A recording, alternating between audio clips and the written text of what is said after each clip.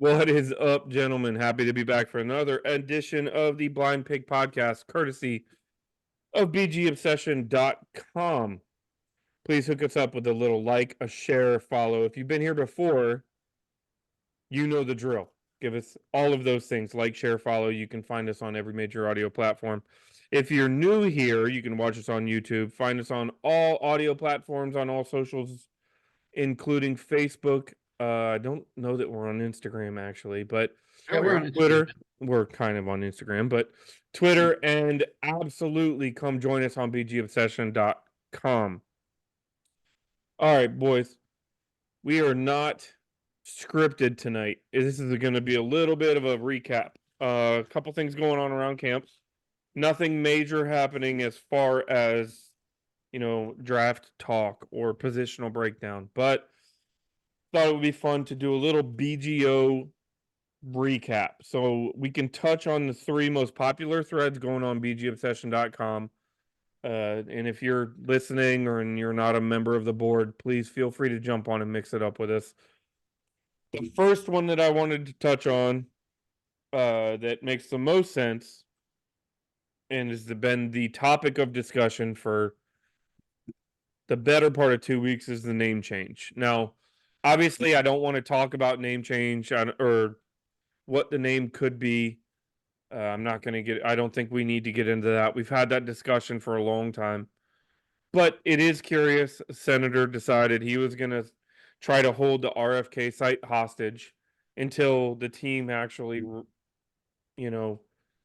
identified and paid tribute and homage to the true lineage of our logo. If you don't know the story, all kinds of websites out there can actually run down exactly the depths of it.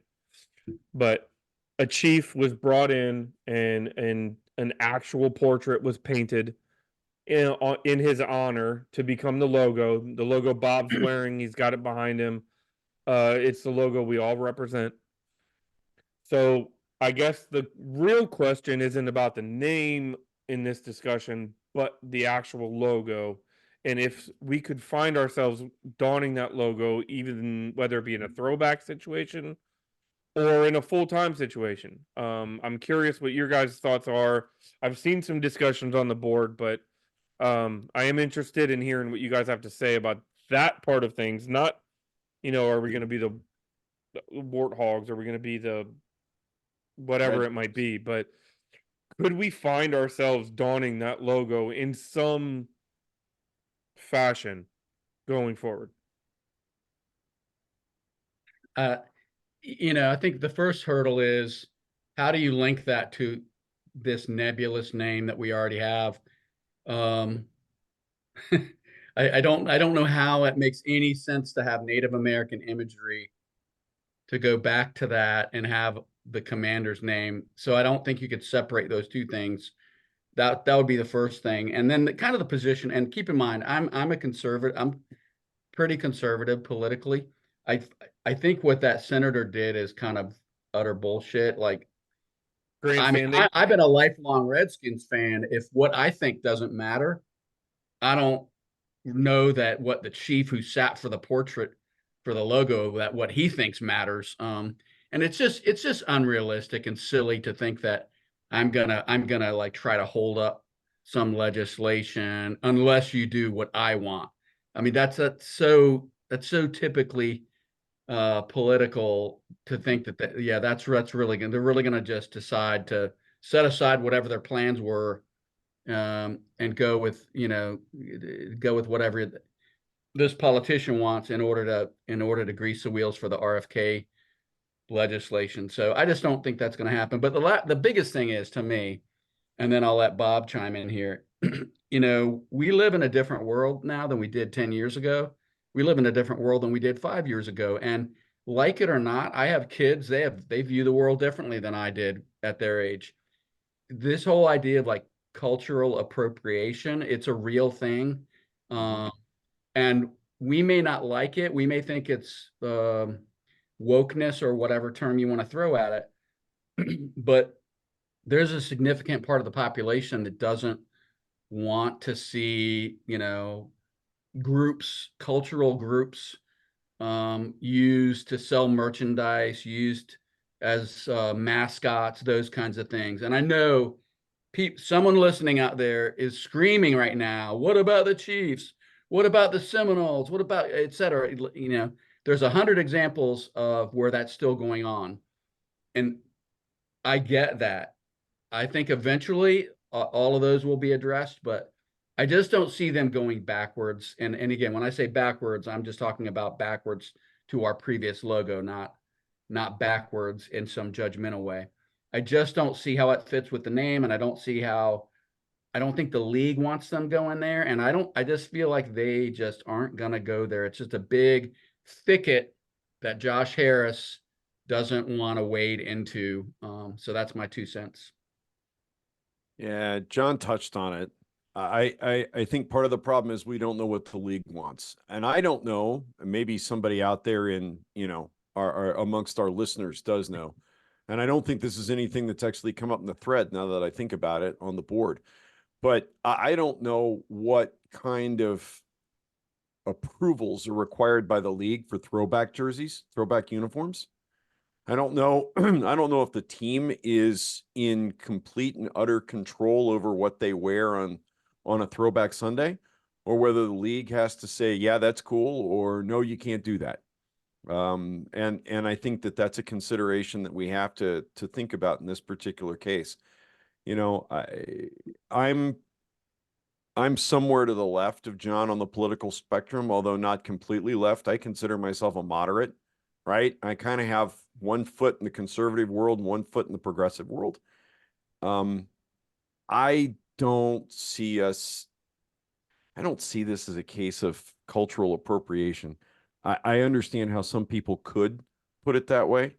I never saw it as derogatory. However, I believe the ship has sailed, and I believe the ship is completely and utterly sailed. Like this is, I don't, here's the thing. If it hadn't been something that they could use as a weapon to remove the former owner or make the former owner uncomfortable, I think we'd still be the Redskins. I don't believe the league would have gotten on this bandwagon. I don't think the vendors that work with the league, i.e. Nike and some other people, got on this bandwagon without the approval of the league. I firmly believe that this was a backroom deal, as a way to smoke Dan out. But now it's gone. They used it. And you can't put this genie back in the bottle now that we've done it, because the league has a lot of other sensitivity issues that they're ignoring. They can't be seen to backpedal on one of the few that real progressive parts of the country have accepted and got excited about. So I don't see the name coming back, and I don't see us re-embracing that image. The feathers, maybe, that whole concept of hanging the feathers off the back corner of the W. Maybe there's some middle ground to be had somewhere, but I think this logo, the one that we all grew up cherishing and bleeding for on weekends, is probably history. I would very much like the league to stop trying to whitewash it. There's Well, I got to think, be. Bob, I wanted to comment on that. I'm glad you brought that up. I just Yeah. make a brief comment, because when you were talking about we don't know what the league wants, I think what we've seen so far is blurring out of our previous, not the name Redskins, the Mhm. logo. Mhm. And I think that's I don't think some social media 22-year-old took it upon themselves to blur out the logo. I think that was an edict, and they've consistently done it. And I will tell you this, the day that I start seeing our team do it, that might be it for me. It's one thing for the NFL to say, oh, it's a racist logo. There's nothing racist about that logo. And I think most of us feel like there's nothing inherently Yeah. racist with the name Redskins. But I only have so much. I can only go so far as a fan. And that might be the tipping point if I see the current ownership group cave into that kind of nonsense where we're going to blur out our own logo that we've worshipped for our entire Well, lifetime. So to that point, I don't think that's going to happen. We talked about it on that thread a little bit, but we just retired 28, and there was a giant mural that went up in the middle of that practice facility that said, "I will arrive violently," and it's a picture of Daryl Green hitting somebody from the Rams, and the logo and his helmet is abundantly clear. Adjacent to that is a picture of Sean Taylor laying somebody out, and once again, the helmet is abundantly visible. So I don't think that'll happen, John, to be honest with you. And that's where I kind of wonder where Harris might look at things and say and see an opportunity where that logo could find its way back into a representation of the team, even if for a throwback. We don't have throwbacks right now. Right now, our throwbacks are going to be Washington football team, and like we're going to have a Yeah. helmet with the numbers on the side and the Redskin uniforms that say Washington across the front. Like right now, that's our only throwback. So I So do wonder if they don't talk to the league and try to come up with something kind of understanding and see if that is an opportunity. Because to your point, we don't know what the league's involvement is in the throwbacks. yeah. But the interesting thing about the thread that started this whole conversation, and we were a couple of weeks ahead of social media, and circling back around to sorry everyone out there, but we circled back around to the name change discussion about a month ago. And really, it was not about like what should a new name be. It was, will the name ever the changed? Josh Harris group change the name? And surprisingly, and it wasn't all about whether you wanted it to change. It was, will they change the name? And surprisingly, the poll that we took in that thread is about 2-1 in the affirmative. So by a 2-1 margin, people think that they will change the name. And I actually think that's going to be proven wrong. I think because of what I said before, I think it's such a thicket for them to wade into. I think they're going to try to stall. I think Henry, one of our longest tenured members, said this. They're going to stall, hope that it dies down and that people accept it. Because, hell, you accept COVID now, right? But 3 years ago, COVID was the scourge of humanity. And now it's like, oh, yeah, no, nobody blinks an eye at COVID. So we will get used to Commanders like we got used to people having COVID. And that's my analogy. But that's what I think they're going to do. And that's unfortunate.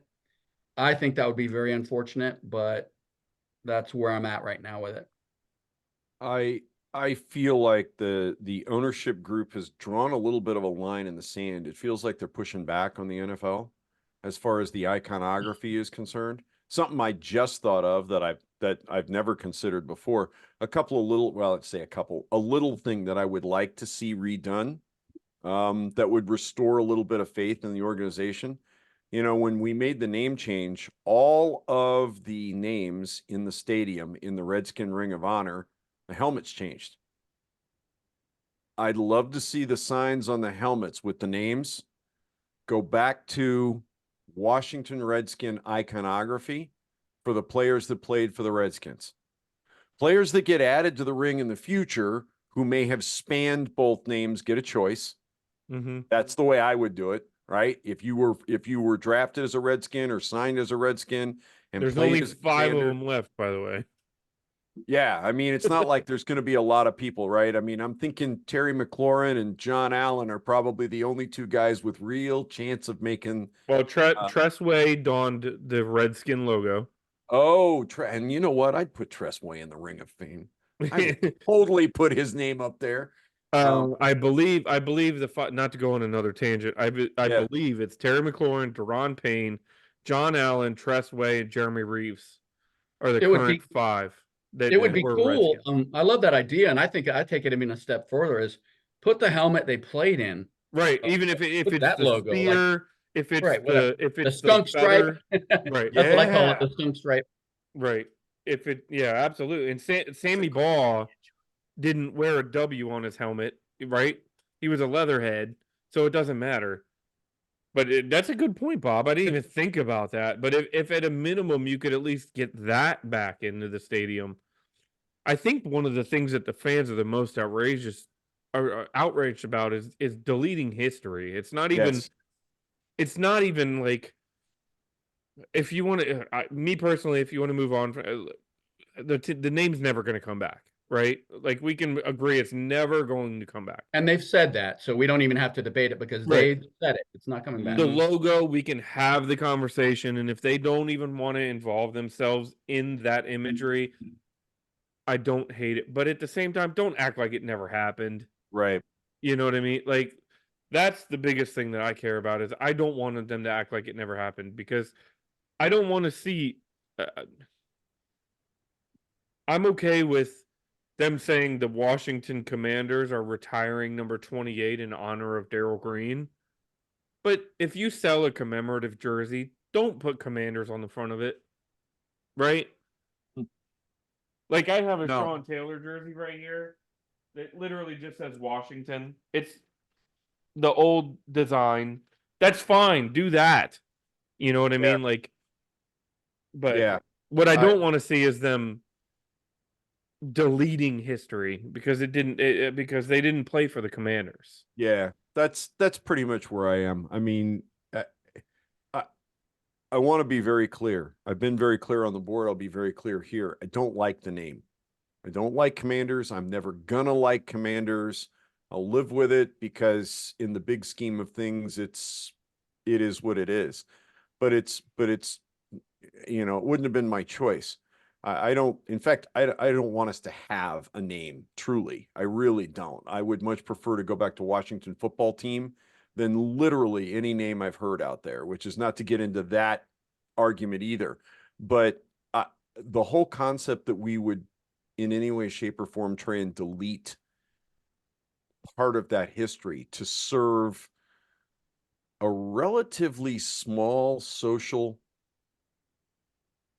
group. I don't want to cause them any more pain, but I'm not deleting history. Deleting history gets us in trouble. Now I say that as a guy with a degree in history, right? I believe that we have to embrace it and accept it. And I know there's a lot of fans that get, well, especially on social media, that get very irked. They will get irked listening to this part of the pod. But here's the thing, because they just don't want to hear about it anymore. But here's the thing, and this is my last 2 cents on the subject. I think the Josh Harris group, I love everything the Josh Harris group has done since they've come to DC, and there's only one exception. I think this dragging it out, that the name change question is not going away. A shit ton of fans of the fan base, a large portion of the fan base cares about the name change issue.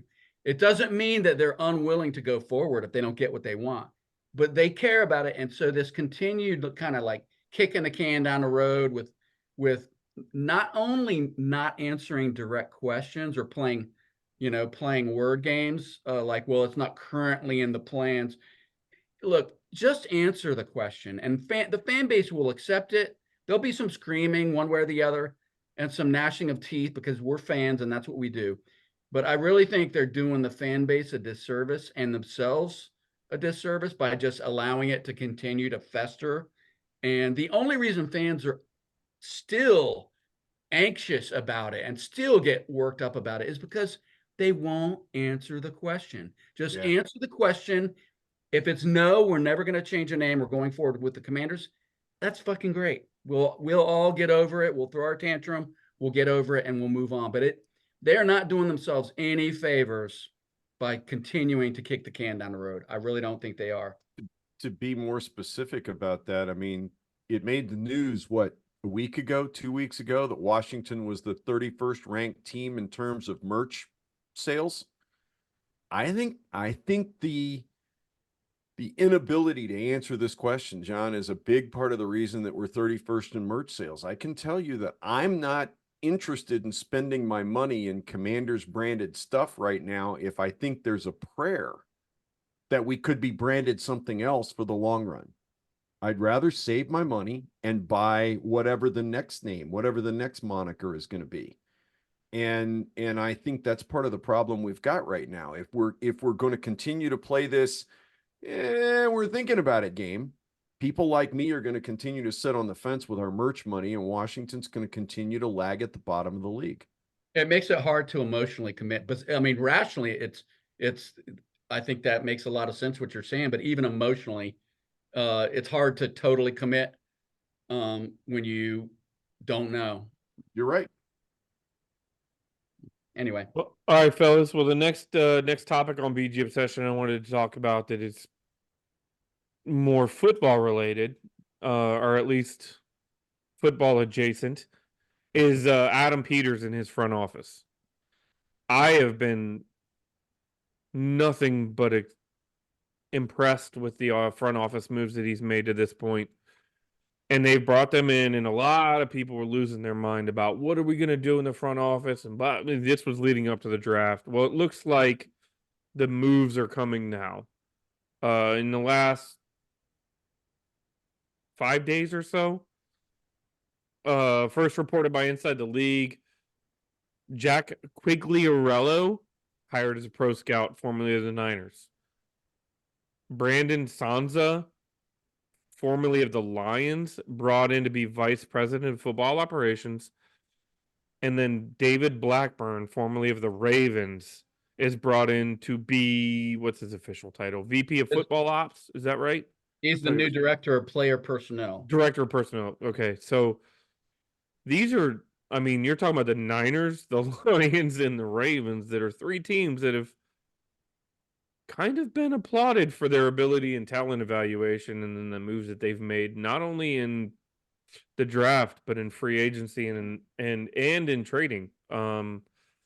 And obviously the Niners, the guy from the Niners probably had a relationship with Peters, but to this point, I will say it is not a nepotism type of move. I mean, we've got guys coming from all over the league, multiple different franchises, successful franchises. Mm-hmm. So I'm just curious, what is your guys' reaction to those? And there is a lot of positive energy around this front office. There's a little concern about too many Chiefs, not enough Indians, but man, there's gonna be a lot of smart people in that room debating, talking about the personnel. I think what you're seeing too. I don't think it's a coincidence that I want to talk about Sosna for a little bit. Lance Newmark, the assistant GM, that's the first Detroit tie-in, and I don't think it's a coincidence that we tapped like one of the up and coming young talents in the league and Brandon Sosna. And not that I know a lot about Brandon Sosna, but I did take a look at the team website. First thing that jumped out at me is he's a University of Pennsylvania graduate, which if you know anything about University of Pennsylvania, that's a pretty damn good school. And he made the Forbes 30 under 30 list in 2020. So even in the business world, he's a known guy, a very bright guy. Prior to he's been with the Lions for the last 2 seasons, and prior to that, he was with Lincoln Riley, helped move them to another conference and had a lot of success there as the athletic director. And then before that, he was at the University of Cincinnati, which is actually his hometown. So he's the kind of guy that we've been talking about for a long time. Like, why can't we? Usually we would talk about it when we would see our own young talented guys leave to go take better positions at other franchises, right? We'd give these guys starts in Washington, and then they would flee Washington and get stolen by other franchises so they could be successful somewhere else. So it's pretty exciting that we've got somebody like him coming in. And again, I think Lance Newmark probably had him tagged like the minute he got to Washington. And then the other guy, David Blackburn, that guy's been with the Ravens. He started out as a scout, started out at the bottom rung and worked his way up 17 years. Was recently the director of college scouting for the Ravens. You got to think that Eugene Shin probably had something to do with his hiring, or at least gave them intel on, hey, this guy, David Blackburn, is super, Smart would be great to be our director of player personnel. And I also like that the guy was like an all-star cornerback at DePaul University, so he's played as well. I don't know if Sosno. I don't think Sosno is a former player, but Blackburn Well, was he's only 30, so it's not Right. like I mean, he's Right. 30 years old, right? Played- 31 maybe, He's a but Pee-wee star maybe. uh, But anyway, I'm pretty excited about that. And I think, like I said, I think the biggest thing is, along with Rob Rogers, that's been the only guy that didn't have a tie-in with either the Ravens or the Lions or the 49ers. Most of the guys we brought in have been guys from those franchises, but Rob Rogers is a Panthers guy, so he's the other big addition this offseason. Anyway, I had a couple of thoughts. The first thought I had was, and I don't know, maybe this is just loyalty, but I've seen some stuff on social media about getting rid of guys that didn't know what they were doing. We don't know that we're letting guys go that didn't know what they were doing. We're letting guys go that Adam Peters doesn't want to keep, but it doesn't mean that they didn't know what they were doing. It's entirely possible that we had some really good draft grades on some guys that really would have helped this football team, and people further up the food chain made decisions against scouts' recommendations. Right. Right. And so, I mean, we've even had a couple of guys leave here and take more senior positions other places. So it's not like guys aren't getting offers. Guys are getting turned away at other doors. I think we probably had a fairly solid scouting department before this. I just don't think they were being listened to particularly well. This type of a remake is not uncommon in the NFL when a new GM comes in. The other thing that I want to say is, I think it's pretty clear from the hires that Adam Peters is making that he's not intimidated by talent. He wants talent. He's not interested in yes men. He does not want guys that are going to come in here and just agree with whatever the hell the boss says because he's the boss. He wants guys with opinions. He wants guys that are willing to go do their own thing and get it done. He doesn't want to have to babysit. He wants to be able to delegate and let stuff and just handle it, right? And he's unafraid of that concept, which to me is a very new thing at this organization. And I'm not throwing stones necessarily at Ron Rivera here. I think we can go all the way back to Charlie Casserly to find the last time we had a guy in the building that really wanted somebody to push back on him. And I've always had the impression that Casserly, for all his flaws, was actually a pretty good leader, and wasn't intimidated to have smart people working with him. But you know, you look at what happened right after we dismissed Casserly and the people that we kept around. They were all yes guys. They didn't have strong opinions, or if they did, they kept them to themselves because they didn't want to lose their jobs. These are not those kind of people. And I think it bodes really, really well for the Peters Quinn organization that we're bringing in strong-minded guys that have their own drive, their own will to desire, or their own desire to succeed, rather, will to succeed, whatever you want to call it. And it feels to me like Peters is building in almost a succession plan, not for Peters, but for Lance. Or 4 or 5 steps below him. Yeah, I mean, you look at this. How long are we actually going to have Lance? How long until he's the next Adam Peters in terms of we're looking for a GM and who are we going to get? And so, you know, I don't know whether we have him 3 years from now. So it feels like Peters is building an organization where guys have places to move up and promote when someone promotes out of the organization. And I really like that idea. And the fact, look, these guys, it's not easy to poach a guy like Brandon Sosna. I mean, it takes, I guarantee you there were some conversations. Adam Peters has a lot of respect because I just don't see someone like Dan Snyder and Ron Rivera and Bruce Allen being able to talk someone like Brandon Sosna out of Detroit to come here. He'd only been in Detroit a year. unless we paid them 4 times the going rate, and even then. So I think the fact that we're now being viewed, I think, and I heard Andrew Brandt. I don't know if you know Andrew Brandt, but the Green Bay Packers Mhm. executive, he was on Galdi the last couple of days talking about how Washington's a destination now. Like it's a Mhm. place where people get excited when you start talking about what's going on here. And like you talking about Charlie Casserly, how long has it been since that's been the case? I would think you'd have to go all the way back to the Gibbs first era to say that. Well, And go sorry, ahead, go ahead, Jeff. John. I was just going to comment back on something Bob said about how we maybe the scouts, some of the people that have been let go that maybe even got promotions wherever they landed, that they probably were pretty good at their jobs, but maybe weren't always being listened to. And I would just throw Marty Mayhew out there as an example of Mhm. that. I'm pretty sure that Martin Mayhew was not the problem with some of the decisions that we made. I just have that feeling, and we've talked before offline about like some of the comments that Rivera has made and some of the comments that Mayhew has made about like, well, we talked about this, but we went another direction. I love that they kept him just from the fact that it just shows that look, it's not just a purge. It's not just anybody in the Rivera regime is out. They obviously think a lot of Martin Mayhew, and maybe he was just not in the right role and or wasn't being his input was not being valued. So I thought that was a really good point Bob made. Well, and I was going to take it a step further is that Martin Mayhew took almost a borderline demotion to stay here, right?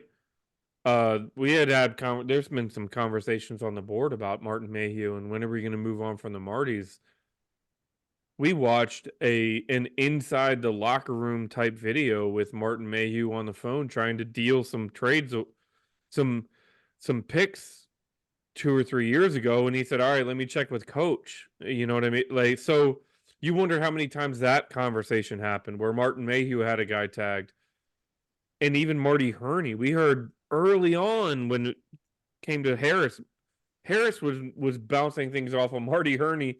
Marty Herney doesn't even have a title now, if I'm not mistaken. I think he's a consulting role, Consultant, yeah. right? Yep. So Herney's a consultant. Mayhew's essentially had taken a demotion, but they've still chosen to remain with the team. Does that mean the team's better off? I don't know. Does it mean they may be in a better position? Possibly.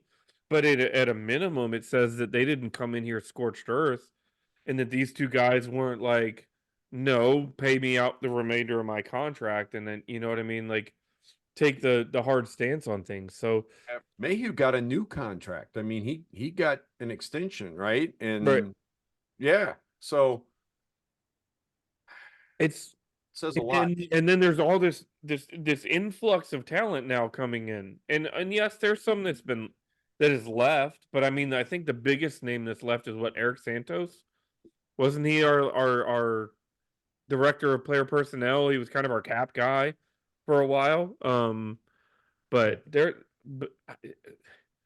it hasn't been a mass exodus to the point where they're scrambling to recover the entire front office over the course of a couple months. It has literally been people wanting to be here, It, or at least that's the I, vibe I've gotten. I think an interesting point that I would make is when's the last time, other than that we thought they were all driving around in clown cars, when's the last time we talked about or cared about the front office? I think it's been such like an afterthought of like the idea that like I think the last thing Dan Snyder ever wanted was a bunch of guys who were smarter than him and had the balls to tell him what moves needed to be made. That's the last thing Dan Snyder. Those were not on his priority list. And I think the fact that we're talking so excitedly about like how the quality of the guys that we're hiring, and the fact that, hey, you know what, this might actually be the key to being successful as an NFL franchise. It's not always the big hot shot head coach. It's actually building the organization and having all these resources and making good decisions. And that hasn't been in our mindset for like 25 years. Yeah, no, you're absolutely right. And I would say it's not that we haven't talked about it. I would say it's that we haven't talked about it in glowing terms. We've talked about it a lot, even on this podcast, John. Usually it's a bitch session about the boneheaded mistakes that are being made at the upper levels of the, of the front office, and having no faith in the front office. And the last 4 months, 5 months have been a complete breath of fresh air as far as the tone of the conversation. I think there's faith in this front office, and that's not something that we can. There was faith in the early days of Charlie Casserly because he was Beathard's lieutenant for such a long time. And I think we all thought, man, some of the magic had to have rubbed off. And honestly, I think some of it did. I think Casserly is probably better than he got credit for. But the last time we had this kind of faith in a front office, we had a future Hall of Famer at GM and a future Hall of Famer at head coach. I think it might, oh God, I don't want to say this. We may very well have a Hall of Fame GM now. I mean, I know nobody's saying that, but I'm just looking at it's the first time we've had a GM that we actually thought could be on that spectrum. Yeah, exactly. I think he could be on that spectrum. I am not saying he will be. What I'm saying is we could be seeing the early days of that kind of general manager talent. Time will tell, and I'm the first person to say that. But And this is the first off season in his tenure. I mean, that's the other thing. Like, we just started, man. We're just getting going. It's pretty exciting time to be a fan. I mean, everybody's claiming this is one of the best drafts, claiming not just one of the best drafts we've had in years and years and years, but one of the best drafts in the NFL this year. Granted, a lot of that's tied to Daniels, but a lot of that's tied to moves we made on draft days. Trades we made, guys we picked up. I mean, we effectively got 2 first-round picks. Granted, a lot of other people had to pass on Newton, and now we know he needs foot surgery, right? So maybe the tarnish is off that one a little bit, but who knows what we're going to see middle of the season, right? I don't know. I don't know. I'm excited. And while the excitement is partially tied to what I hear about what's going on the field and training camp, when I hear from Dan Quinn, it's just as, an equal portion of it is tied to that front office. So there were a couple of cool nuggets that caught my eye today. I just wanted to throw out there. And I wanted, Bob, you brought it up before we started tonight. Talk a little bit about what John Allen said to John Keim today. I thought that was pretty cool. Yeah, I was listening to Keim's recap on YouTube earlier before we got on, and Keim said he got 10 or 15 minutes one-on-one with John Allen, and he's like, it's the first time we've gotten to talk with John Allen since in the season. A previously not very happy John Allen. Yeah, previously, in fact, so not happy that he did not talk to the media during media availability after the season was over. He packed up his locker and left without talking to anybody. But apparently he was all smiles, and a lot of the conversation hinged around what he's seeing with Jaden Daniels. And he said, he's really impressed with what he's seeing, that the kids in the office in the morning before John gets there. And Keim, admittedly was like, well, so, I mean, what does that mean? What time do you normally get to the office? And almost a verbatim quote from John Allen was, I get here at 6:45 and that bastard's already in the office. I mean, he's saying it with a grin, right? Because this rookie quarterback during OTAs, and as far as I know, he hasn't signed a contract yet, right? Has Daniels signed it? Yeah, I haven't seen the news that. So theoretically, Daniels he's our player, but he hasn't signed a contract, so he's not earning a paycheck at this point in time. He's in the office before John Allen, who gets in at 6:45 in the morning to work out. Okay, I was a skeptic. I was the guy that didn't want Jaden Daniels. Sorry. What? Oh, you're looking at something else. I was the guy that wasn't happy about the Jaden Daniels pick for a lot of different reasons. So far, the kid has done nothing but do everything I wanted to see my rookie quarterback do. So, I'm seeing something, on LSU's website. Well, they're tigerrag.com stating that he already signed his deal. I haven't seen that, but I haven't seen it either. I'm always saying- curious because there's only so much. There's only a few little wiggle There's room. nothing they can do really. Right, I mean, It's a rookie. It's a slot, but I mean, Washington's been pretty vociferous on social media about guys signing deals, right? And shooting pictures, and this guy signed and that guy signed, and you see him in front of the logo Yeah, at the I mean, table with the pen and paper, and right. So other than the commentary that John Allen comments that he had about Jaden, I liked what he said. He said he was Kime was delicately kind of querying him about how does he feel with the new regime, and Allen said he was like totally reinvigorated, like, and he said it with a lot of energy. He said just the way that we work, like the way that we come in and work. I can't wait to get here every day. And I mean, to me, it was like night and day from the end of this season. And I don't know what all went on, you know, with the Well, Rivera regime and all the that. exact- I don't even care at this point, but I think they are drinking the Dan Quinn Kool-Aid. I saw a lot of praise for Cliff Kingsbury this week from players. Of course, what else are you going to hear, right? I mean, I get that, but um, it's it's exciting because I think we need John Allen. I know that we've talked in the past about will they trade him if he doesn't really want to be here. I don't think that any way in hell that's going to happen. I think he wants to be here, and I'm glad to see that. yeah, Yeah, it was awesome to see him say that. And he said literally the quote was, "I come to work with a smile on my face."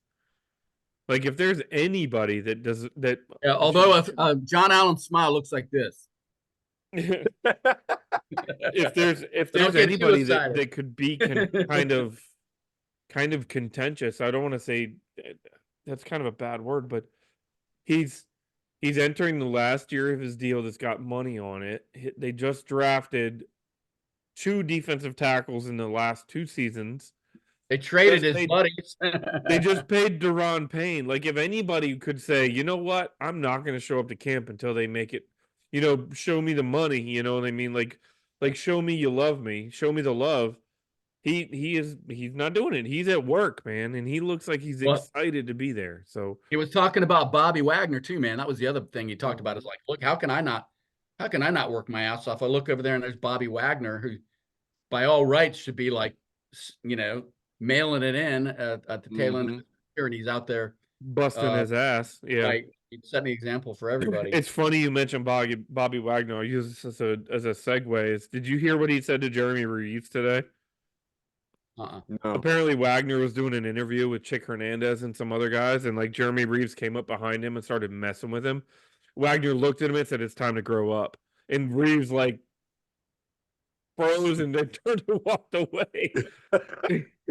It's like, and no hard feelings. Nobody had any hard feelings about it, but it was like, all right, we're working now. Like I'm working. Like it's time to get to work. You know what I mean? So That's a I thought I told you to mow the yard an hour ago. Comment.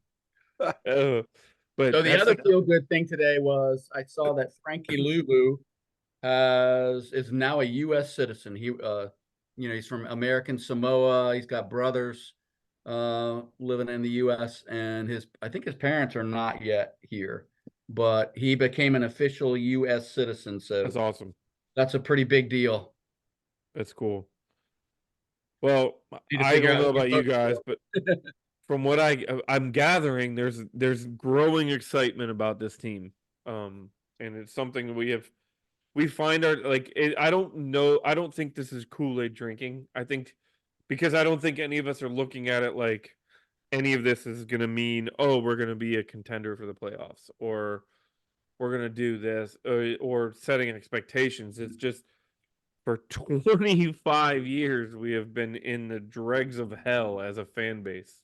Pretty much. And now what have we always said we wanted? We want a legitimate front office structure. It seems like we've got that. We want an owner that's willing to be an owner but also trust the football people to make football decisions. It appears we've done that. We want to invest in the team for the long term without hampering yourself for short-term goals, and it appears we've done that. So I'm excited. I don't know about you guys. I'm just excited to see what the remainder of the off season brings. And you know what? Even if we only win 6 games, it's going to be an exciting ass 6 games. You know what I mean? Like, Yeah, I think the most exciting thing is just seeing this offense come to life. And I know there was a lot of talk about Kingsbury, like definitely trying to build something unique, like around the guys that we have, what they Mhm. do well, and not imposing like some form of the air raid on the group. So I think that's going to take some time. I think the defense could be pretty good right out of the gate, but Yeah. I read today that they're trying to find a returner. I assume they mean kickoff returns primarily, but they were trying out Forbes back there, even though he did not do that in college, I don't believe. And Brian Robinson, who I think now I would not want to be trying to, if I was a special teams guy, I would not want to be trying to take down Brian Robinson with a full head of steam.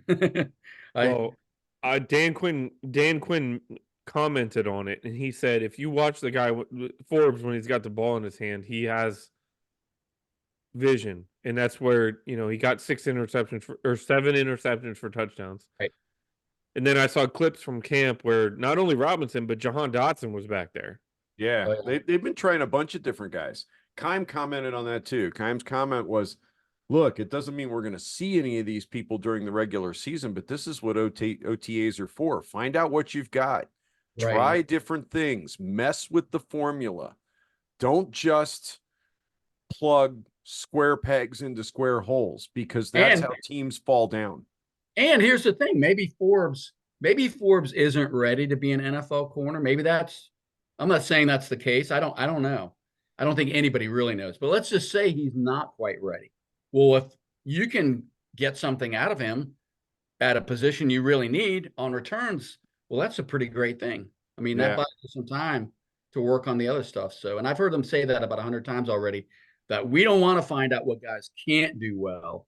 We want to find out what guys can do well. I think I mean, it sounds kind of trite and coach speak, but I still love that. That's a positive way of looking at it. Yeah. One of the other fascinating things that I heard today was Brian Robinson's comment that he felt like this offense was going to play very fast once we hit the field in the regular season. And by that, they have apparently been running a tremendous amount of no huddle in the OTAs. Tempo offense. Yes, a tempo offense. And he sounded excited about the idea of playing fast and not giving the defense an opportunity to make changes and it protects your rookie quarterback. It does. It protects your rookie quarterback, but it also says that Kingsbury is fairly happy with what he's got for weapons. He doesn't feel the need to sub packages on a regular basis. He's got an idea. And then they were talking about one particular play where Daniels just waited. He had time. He waited and dropped a dime right over really good coverage right into De'Ami Brown, who, oh my God, actually caught the football. And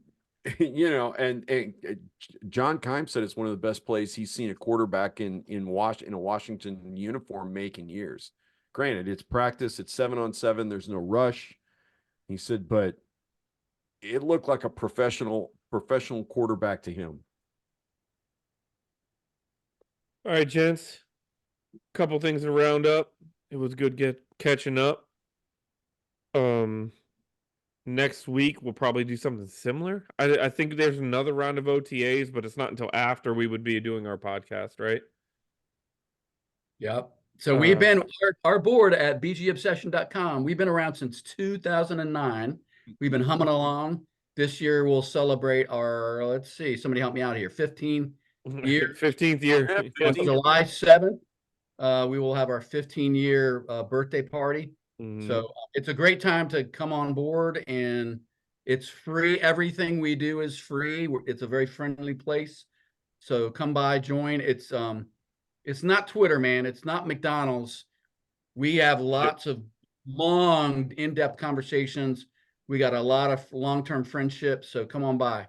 Yeah, absolutely. A lot of long-suffering fans just like you. So we That's know how it goes. All right, fellas. It's been a pleasure, and we'll catch up next week. All right. See you guys. Night, boys.